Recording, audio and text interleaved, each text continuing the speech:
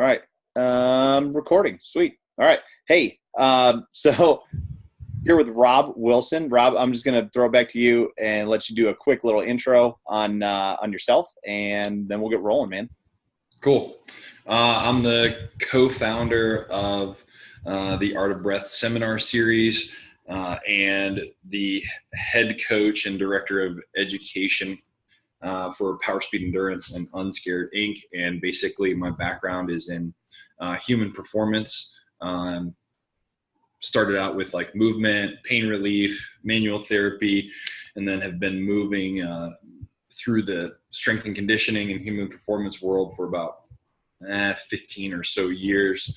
And then this has sort of culminated in the most recent project, which is everything focusing on breath work and using breath for a variety of applications, everything from, what you would normally think of like meditation, relaxation, and things like that, all the way to the enhancement of sports performance or like community, like you're in tactical communities, whether that's law enforcement, fire rescue, or military applications. So obviously that spreads a full gamut of needs.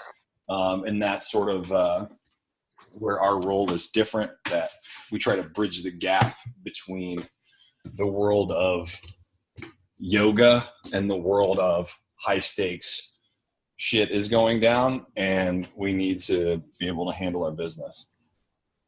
So there you have it. Yeah. And having gone through the Art of Breath, like that keeps coming to mind, like one of the courses that I would take over and over and over again. You know what I mean? Like there's not many classes that I've taken where I'm like, yeah, I would do that one again. But like two that jump to mind is like the CrossFit conjugate methods one with Shane Sweat, because he's a freaking genius. And then the other one was Art of Breath. Like I could literally take Art of Breath 100 times over and come up with new applications for the information, dude. It was just so freaking good, Awesome. Thank you. Yeah, we tried hard to make it a good course, and we've continued to evolve it. Even it's been over a year since we were with you guys, and we definitely have put ourselves under the microscope every single time we present. So we've been really happy with the results so far. Thank you for saying. Awesome. Yeah, dude. So like, you're my go-to for anything that's energy system related. Can you give us a quick description on the gear system? Because we've been utilizing that in our gym. I watched the video and that online presentation that you put together from Power Speed Endurance. It was awesome. Would you give us a quick rundown on what the gear system is? Sure. So, I guess I'll start by sort of laying the foundation that when most people we'll just use it in the context of training just for ease, that they don't think about their breathing at all. That's usually where most people start. They just sort of are allowing their body to self-regulate. But what we do know is that the body does not self-optimize. If it did, then we wouldn't need training at all. We would just automatically do the right thing all the time. But we train a lot of other skills, but we don't sort of pay attention to the nuance and the amount of available capacity that's inside of our breath, even though it's the baseline component that's regulating all of our activities and everything from how and what we're thinking all the way to how well we're processing our energy system fuel sources. So the gear system was basically an attempt on my part to more specifically use specific patterns of breathing in order to allow the user to emphasize a certain energy system. So of course, inside the energy systems, we have aerobic and anaerobic. Those are the simplest ways of thinking about it, right? The system that's operating with oxygen as the primary fuel source, and then the system that's operating without or in the absence of oxygen, generally because there's not enough getting in to make energy fast enough. When we think this way, your body actually doesn't separate aerobic and anaerobic at all. It just uses whatever's available.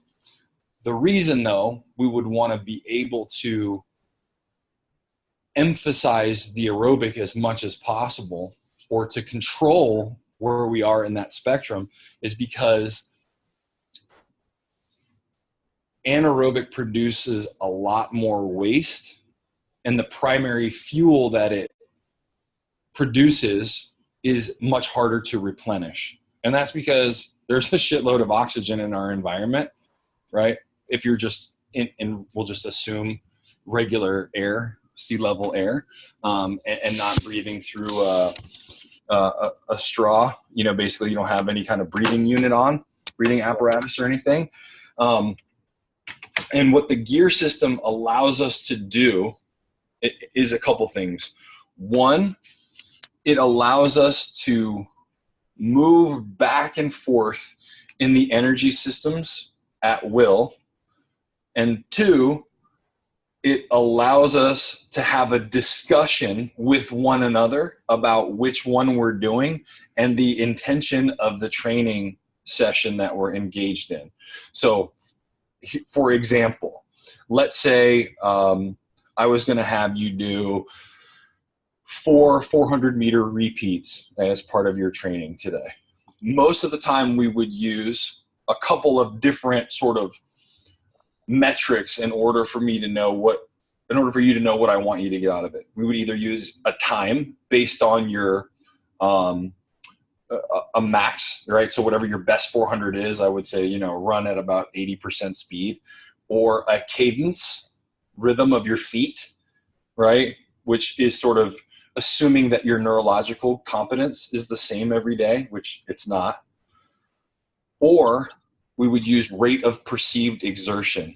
Now, those all have some merit, but it's really hard to tell what energy system I'm using and am I optimizing, what am I getting out of that, right? Because those are all correlates. But when we use something like breathing, that's a direct indicator of what's going on in my nervous system and in my cardiovascular system and my pulmonary system all at one time. So, for example, in the gear system, what we have is obviously we have first gear. First gear is basically a 2 or 3 second inhale and a 2 or 3 second exhale. When you're breathing that slowly, you're in aerobic capacity, right? And this is what we call our aerobic development gear. And ultimately what we try to get people to do is to build that aerobic gear as much as possible. Now, if we go back to the 4x400, if I want you to develop your low end capacity, then I can say, all right, Anthony, today I want you to run 4x400, but I want you to stay in first gear, right? So that means no matter how fast you go, what your time is, what you're perceiving, I know that if you're breathing inside that pattern, regardless of foot speed or whatever, you're going to be emphasizing your aerobic capacity. And then I can say, okay, well, I want you to push what you can do in first gear. I want you to be right at the edge of first gear, right? Now, conversely, I could say, okay, today in these 4x400s, I want you to run in fourth gear, right? Which is inhale through the nose, exhale through the mouth. And if you're in fourth gear, that means you're running fast enough that your body is producing high levels of carbon dioxide and that you have to get rid of it with your mouth. That's basically the idea. Now, we don't want to give them labels like fourth gear is bad, first gear is good. It's just, I want to know what do I want to get. And so one of the common sayings we have, in our team is, are you adapting or are you just suffering better? Yeah, right. Right. And so I think what most people do is they just suffer better. Yeah. They don't really understand what they're trying to get. And so from our perspective, I mean, obviously minimum effective dose is is really important. And I think it's especially important for tactical communities because there's so many other things to be considered and to be good at.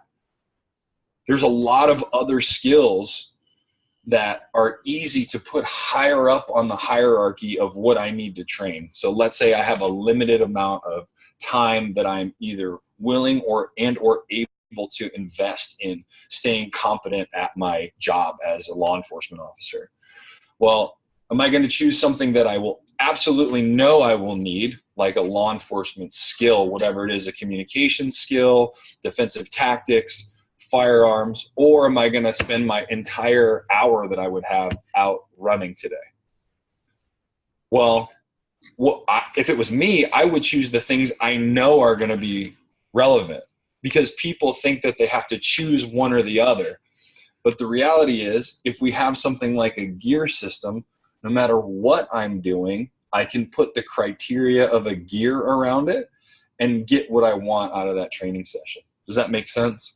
Yeah. So are you talking like putting shooting into the breath work with maybe 400s, like some type of, I don't want to say CrossFit workout, but like blending the modalities together to making sure you're optimizing your time and working that breath rate, or is that something different? Well, I mean, you certainly can, but I would say that by and large, most people do not have enough experience to start mixing them, because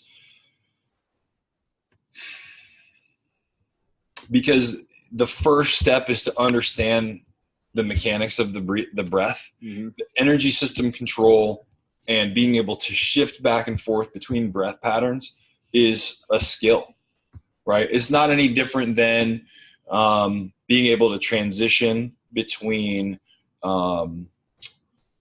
levels of force when you're dealing with somebody in a potential arrest scenario. You might have to go from conversation to a secondary weapon to a baton to a firearm, and be able to make that decision. But you have to know how to use each one independent of each other first, and what the appropriate situation is.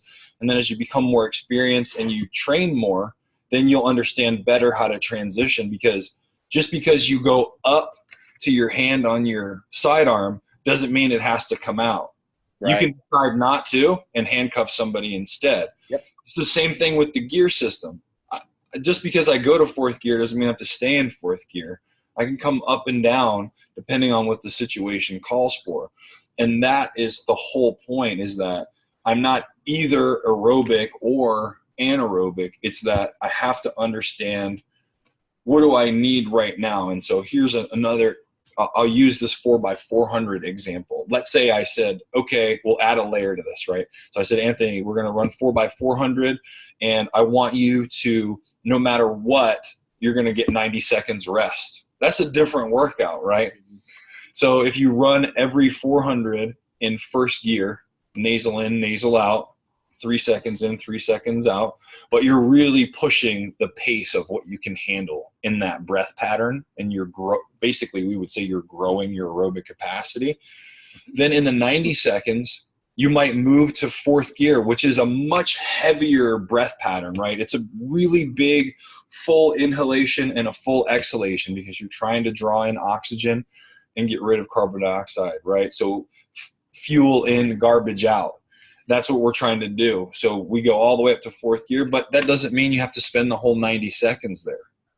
Yeah. You can transition back down as you feel your heart rate drop to a slow nasal breathing pattern. And that's the whole point, is that energy system control is not about time. Like people go, I'm working on power today, so I'm doing Tabata intervals, 20 on, 10 off, right? Well, hey, I got news for you. If you're doing Tabata intervals for 20 minutes, that's aerobic. Yeah. Right. Right? Yeah. Because at some point, your ability to maintain high power, it's going to start to drop off the end. Yeah. So really, if you want high-end power things, you have to do very short amount of, not time, but repetitions with a lot of effort, and then have lots of rest. Right. Like a max effort day. Exactly. And that could be max effort, jumping, squatting. There's a million different ways. So I tons. think that's a really good analogy that you made with the upregulation, the going up in the gears to bringing it back down. And in law enforcement, there's a real big like trend for de-escalation, quote unquote, which is really just down regulation, right? Understanding how to climb the chain, but then how to come back down. And then that really separates like emotional control of the situation, right? And keeping your higher brain function. And that's really like hearing you talk about that. So physiologically, I've been through courses where they talk about like, all right, when you hit a stressful situation, either like you get into a fight or a shooting or something like that, like you're going to go to your quote unquote, like lizard brain, right? And you're going to go completely sympathetic, probably gear 4 or probably 5, like if you're really in the shit. And then, understanding what that physiological process, what's occurring, is really based on like understanding the energy control system. So it's going to happen. You're going to shift to your lower brain function. You're going to shift to like loss of motor control, probably gear 5 as far as like from an energy control system. But if you understand how to climb up and down the ladder, then as that happens, you can harness what's going on a whole lot quicker. And here's the thing is that if we think about it, so the reason that we use the term gears is because it's like a transmission, right? And so what ends up happening is most people are walking around as an automatic transmission. They're just shifting up. We're all shifting up and down all the time, and it's just based on environmental readout, internal and external. So what am I predicting will happen in my environment? And then my body is up and down, up and down. The difference is, especially when you're in law enforcement, your actions have a cascade of different effects that people like me, civilians, do not have to deal with. And so your ability to transition from automatic transmission to manual is really, really important. And for the most part, there's kind of 2 ways that I think we try to train this. And this is not just law enforcement. It's, sport and tactical wide. And one, it's the people who aren't good at it, there's attrition. They don't make it in the field. They make a mistake that gets them fired, or they don't become law enforcement in the first place because they don't react to those stressors well. So there's attrition. And then there's skill training, where we hope that the repetition of the skill will help us manage what will happen in that scenario. And now, to some degree, that's true. And we know that people who train more frequently and are physically fit are less likely to escalate when unnecessary, right? They make better decisions. Unfortunately, the lowest hanging fruit gets ignored, which is the baseline physiology that controls all of that, which is our breathing.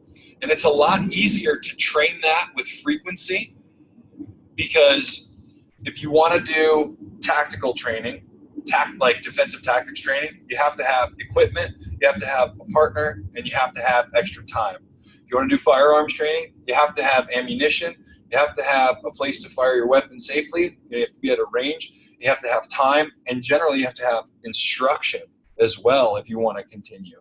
So because those things can be resource prohibitive, people often fail to do them unless they're mandatory. The difference is with breathing, any exercise you're engaging in, whatever is your thing, I'm not saying you got to become some crazy athlete, but if you're like somebody who exercises by playing basketball at the rec center, hey, you're still breathing. So you can start learning how to shift up and down and correlate that mentally with the situation you might find at work. There's a scramble and a play on the court and you're breathing heavy. When the play breaks and you're standing on the side, calming yourself down by starting to make yourself breathe slower and slower. And what's going to happen is your mental faculties are going to return. You're going to find your rhythm. You're going to get skilled. So whatever that is for you, you like to swim, you're on the basketball court, you're somebody who just enjoys running. All of those activities, you have to breathe or you pass out or die. So learning how to modulate your effort and what you're thinking about with your breathing is really important and can start to transfer so that it happens automatically. So let's say, you are involved in a physical conflict with a suspect, but it doesn't require high force, right? After they get overwhelmed, you have them on the ground, you're in a handcuff position. If your normal habit when you're training or exercising, working out, is once you feel your intensity go up and there's a break, to purposefully and immediately calm yourself down, that'll just be your new habit. So when the action breaks, you're going to calm yourself out. And what's that going to allow you to do? Make a good decision, stay calm while you deal with the person, scan your environment, ask for help if you need it. Everything that's positive is going to come out of that, because you're going to have access to the part of your brain that makes good decisions. Yeah, it's just going to bring you back to that spot so much faster. Exactly. And simultaneously, you will save energy because you're going to shift back to the aerobic system. That's the cool part, is you'll manage your state, you'll manage what your brain is doing and the kind of decisions you're making, and simultaneously, you'll manage your energy. So your body will shift back to an aerobic function.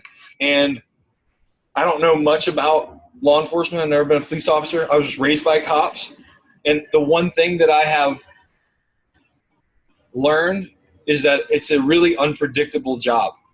Yeah, totally unpredictable. Don't know what's going to happen. And it might not be over just because you handled that one situation. So what's best for you is to save your energy and get your mental faculties about you as soon as possible, so that if something else happens, you can deal with that intelligently as well. And I think the more resources that police officers have, especially right now, the better, especially for regulating their decision-making capacities, right? And I'm sure you've heard the term before, fatigue makes cowards of us all. Yep. Right. And so if you know how to manage your energy really well without doing a whole bunch of extra training and shit, all the better. Right. Because the amount of public scrutiny that police officers are under is unbelievable on top of an already very hard job.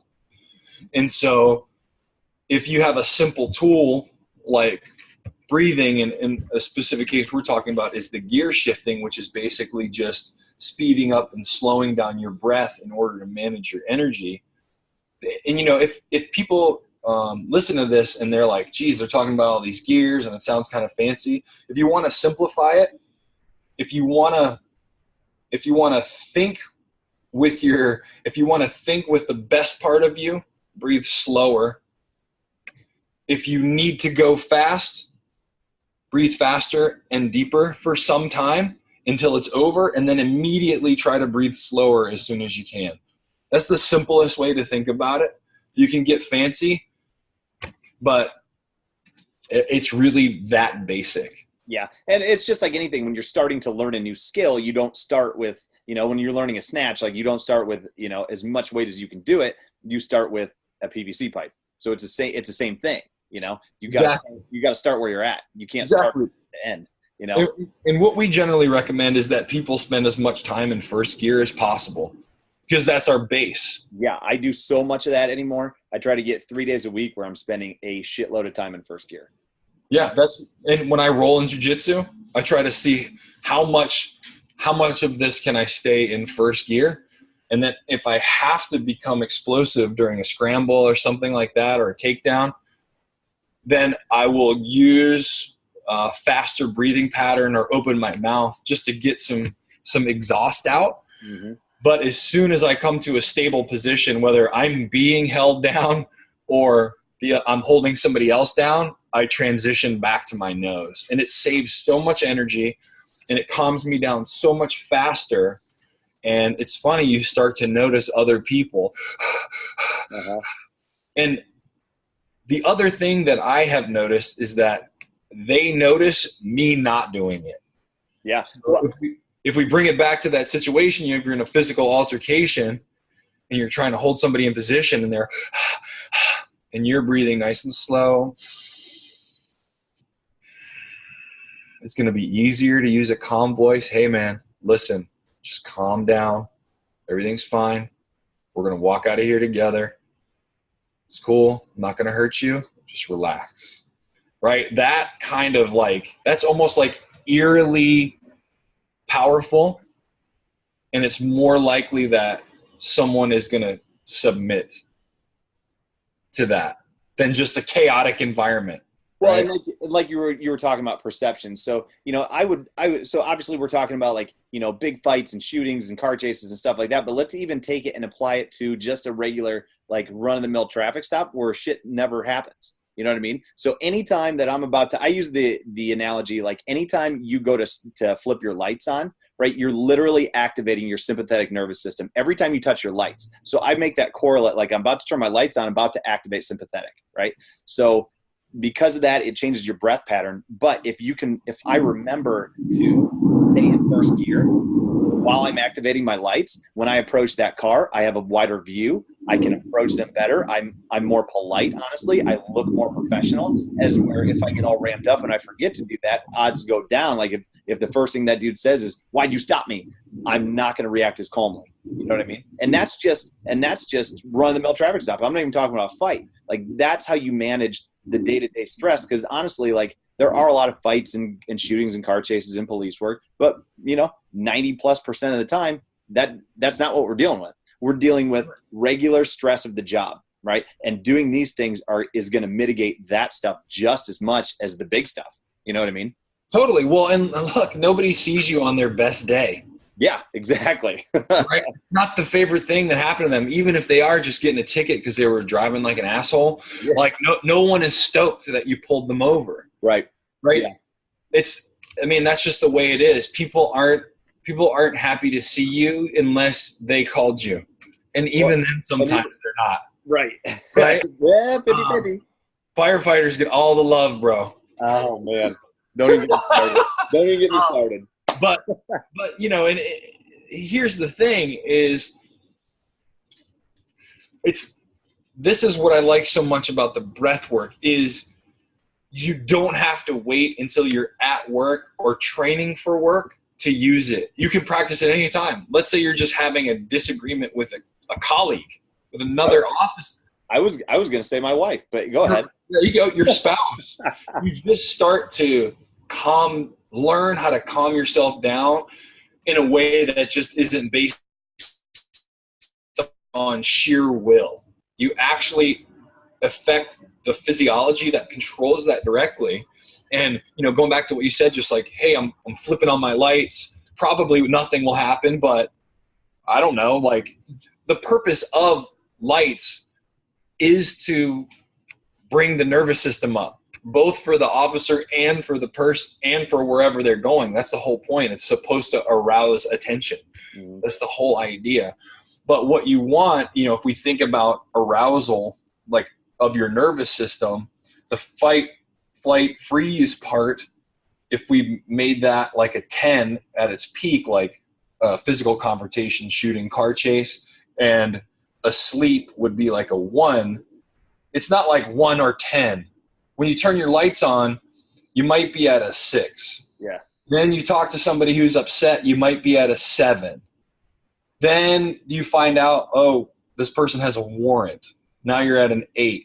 Well, guess what? If you know how to manage your state by shifting your breath, then you can start making the light flip a 4. Then you're at a 5. Then you're at a 6. Then maybe you peak at a 7 because it's going to keep going up to some degree if the situation is escalating. But that way you never get so spun out that you make a poor decision that could be avoided. You stay calm, you stay polite, and whoever, their friend who was asleep in the back seat that recorded the whole thing on their Samsung camera was like, what are they going to put on YouTube? Like, polite officer makes good decision. Right. Yeah.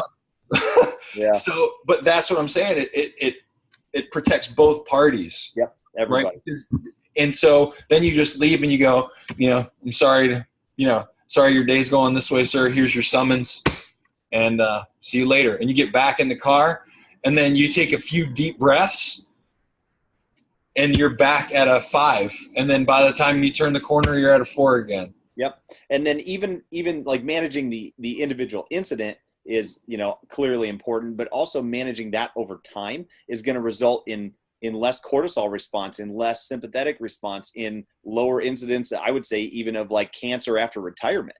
You know what I mean? Like those are all really important things to think about too in terms of longevity.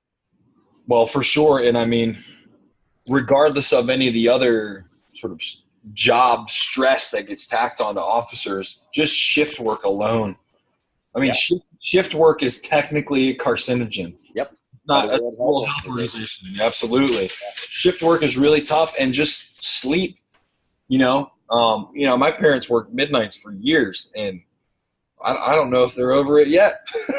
They've been tired, So that kind of thing really messes you up, and learning, like downshifting is downshifting. It doesn't matter if I'm getting back in the car or if I want to go to bed.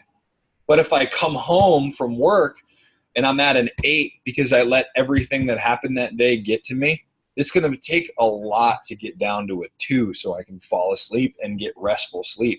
Then what happens? I wake up the next day, I'm not rested. So I'm starting at a deficit, right? And that deficit aggregates over and over. And that has health consequences, that has job consequences, that has performance consequences. And then by the same token, if I go in the opposite direction, then I can learn how to downshift regardless of environment. And I can go, okay, well, whatever. Today was a hard day at work. I'm at a 5. I'm going to, I'm going to eat dinner with my family and chill, watch Netflix for a little bit. Okay, I'm at a 4.5. Well, I know this breathwork stuff, whatever, it might seem woo-woo, but if I do 5 minutes of it, I get really relaxed. Great. Lay down in your bedroom right before you get in bed and do 5 minutes of breath work. Maybe it's not perfect, but maybe you're at a 3 and you fall asleep a little bit more easily than normal. Then you do it again the next night and the next night, and you get better and better at it. And your body starts to associate those things. Mm-hmm. Well, guess what happens? Relative to wherever you are on that 1 to 10 scale, you can up and down shift however you want.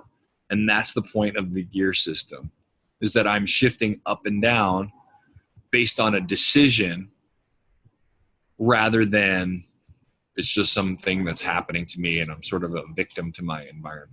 That's what I was just going to say, man. We so often we train not to be a victim, right?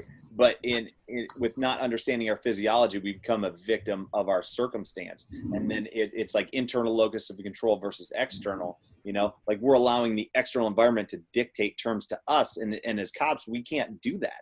You know what I mean? You can't afford to do that in any aspect of your life.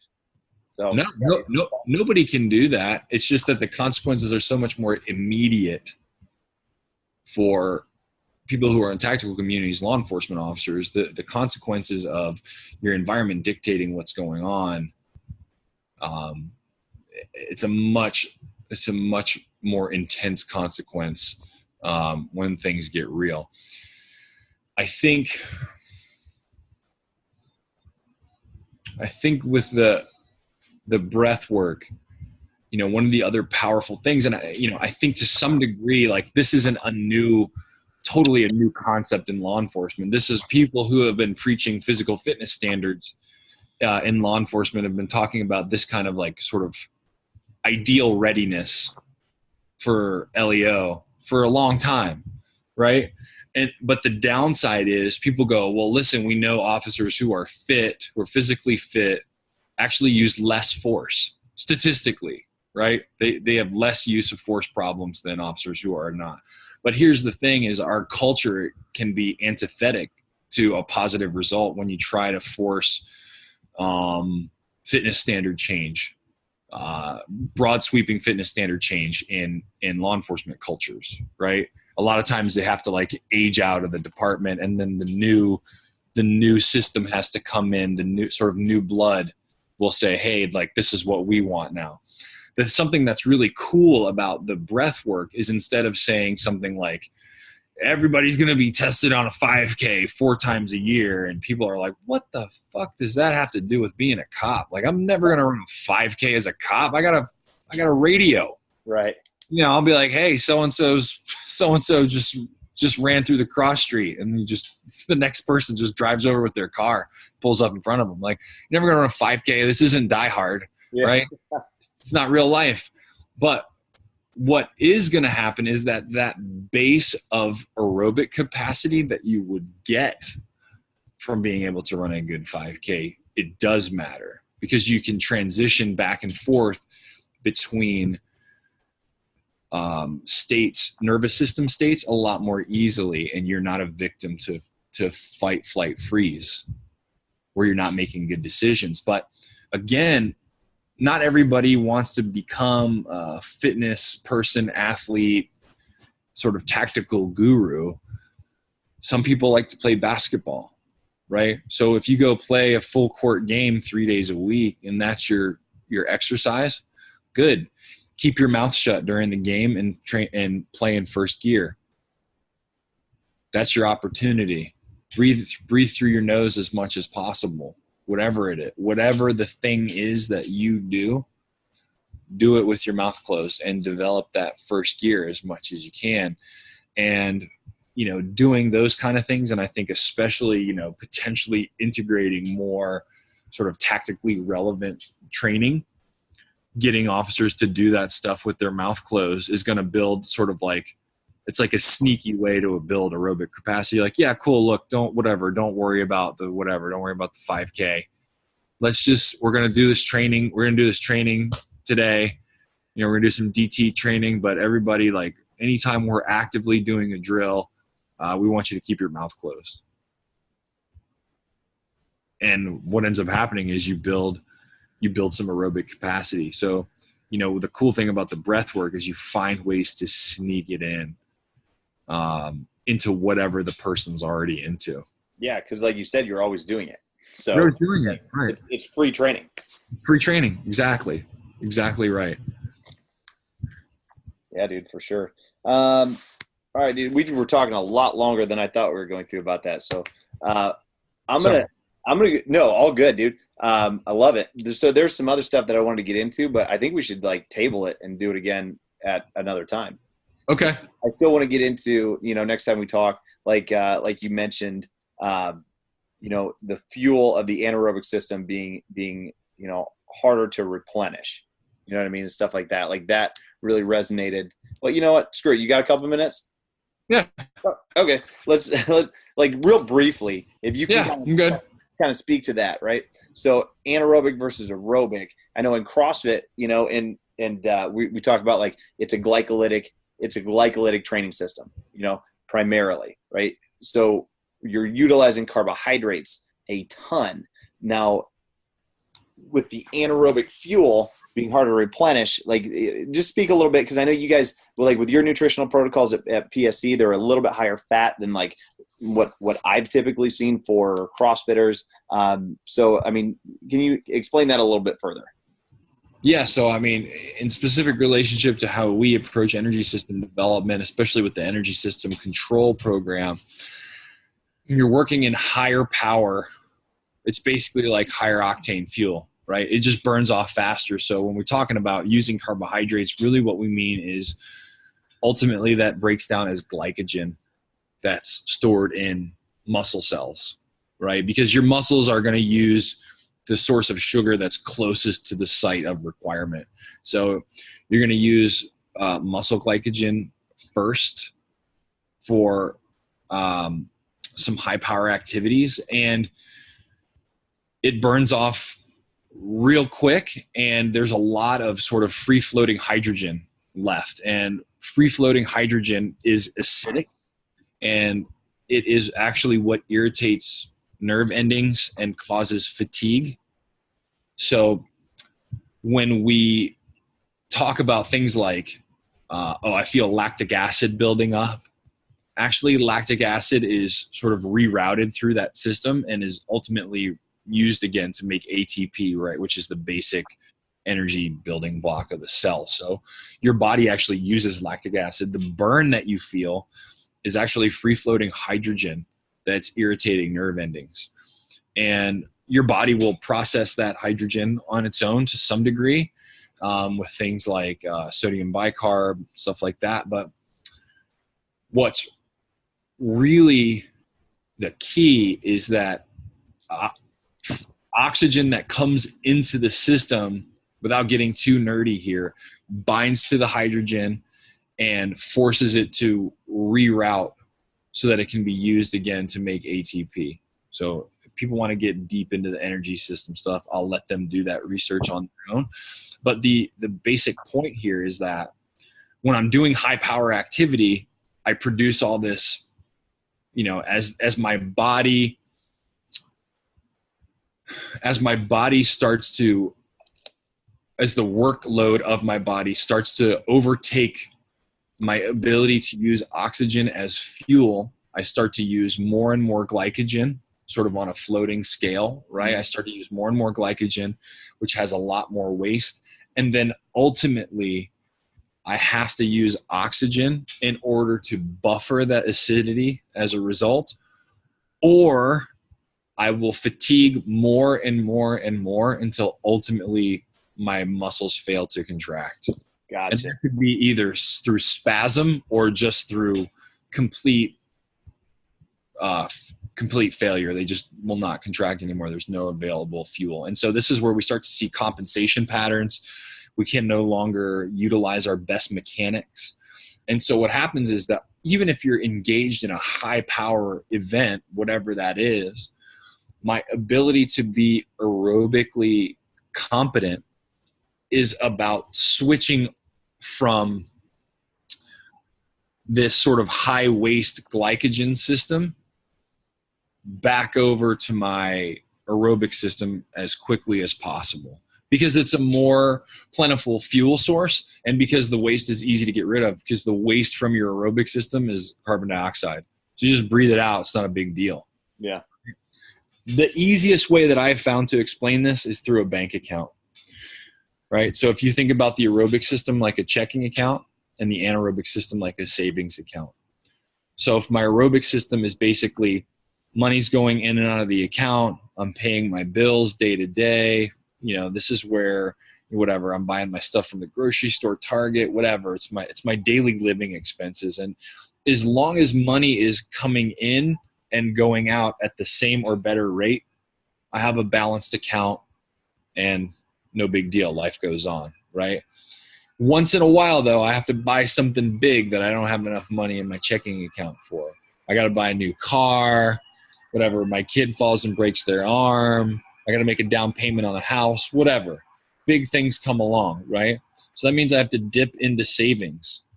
No big deal. But what do we want to do as soon as we spend money out of savings? You want to put it back. Again, yeah. Right? You want to put it back in there, and then what?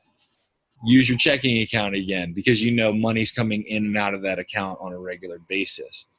If somebody is paying their cell phone bill out of their savings account, things are not going well. Right? That's not the place you should be pulling from. It's okay, though, because sometimes life demands that we have to dip into what we've saved up in order to make it through whatever we're dealing with. This is the same way our energy systems work.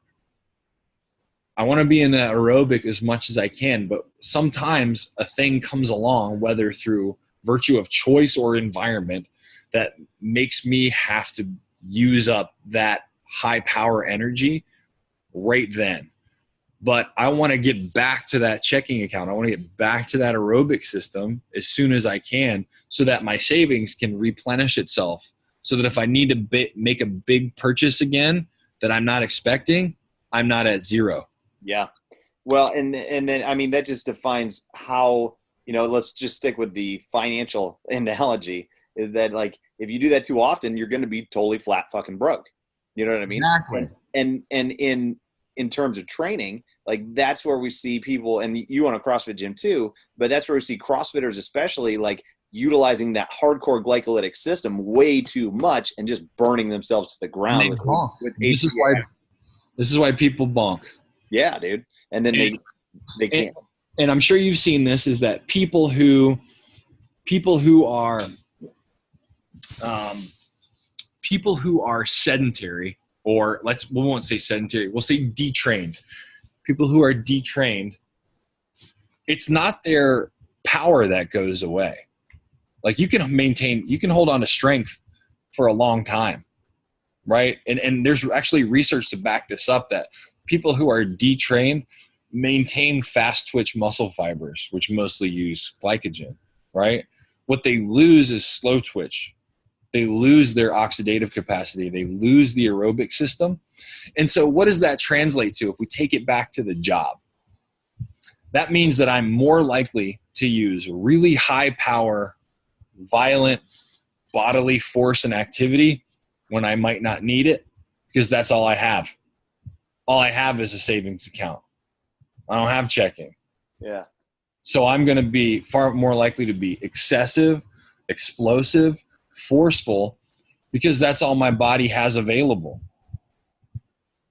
What ultimately we want to do, though, is make our aerobic system, our checking account, so healthy that I have as much in checking as most people have in savings.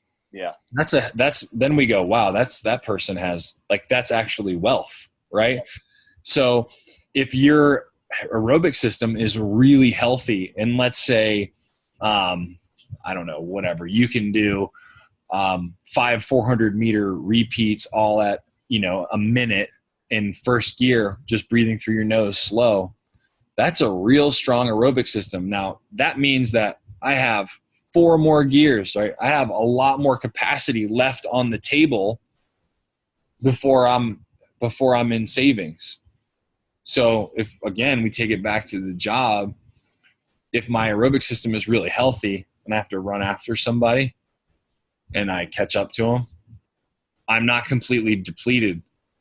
I haven't even touched savings yet. In fact, I've only gone through like a third of my checking. Yeah. So that means whatever I have to deal with, I have all this left in checking, and I have savings if I need it. Mm-hmm. And what we want to do is leave savings alone entirely. We want to make checking so good that we wouldn't have to use savings unless it was absolutely like life or death, right? Because we're not in our best sort of at ease thinking when we're drawing from savings for something that we should be pulling for checking, right? Like your life isn't stress free if you're paying your cell phone bill. Yeah, dude, I love that analogy. That's awesome. I'm totally going to steal that. That's fantastic. Well, cool, man. Feel free. Yeah, I mean, that answers that question. And yeah, dude, I think that's a good place to break. And yeah, I'd love to do this again. I always love talking to you. So. For sure, man. I'm always down to chat. Well, cool. Where can people find more about you and PSE? And yeah, hit us with it. You can go to powerspeedendurance.com. All of our, if you look us up for seminars and more information about breathing, you can go to powerspeedendurance/breathing. If you Google Art of Breath, will come up for sure. I'm at Prepare to Perform on Instagram.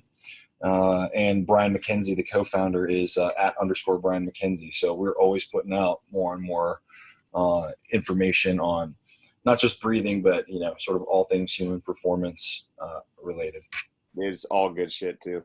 The that heat and cold exposure thing I picked up off your website the other day was super cool.